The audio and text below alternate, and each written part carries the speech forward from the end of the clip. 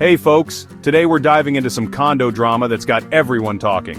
Imagine walking through your building and seeing your name on a giant LED billboard because you haven't paid your maintenance fees.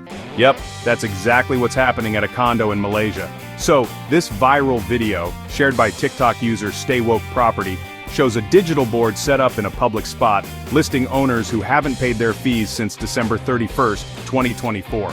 The board doesn't hold back, displaying names, unit numbers, and the hefty amounts owed.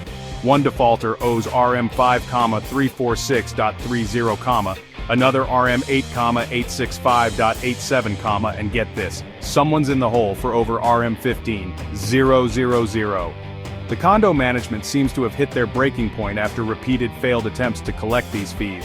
So, they went public with it. Naturally, netizens had a field day in the comments section. Some supported the move, saying strict policies keep their own buildings in check. Others mocked the defaulters, imagining them enjoying the pool and lift rides without a care. While it's not clear if this public shaming worked or what legal and ethical issues might arise, it certainly sparked a conversation. What do you think? Is this the right way to handle fee defaulters, or did the management go too far?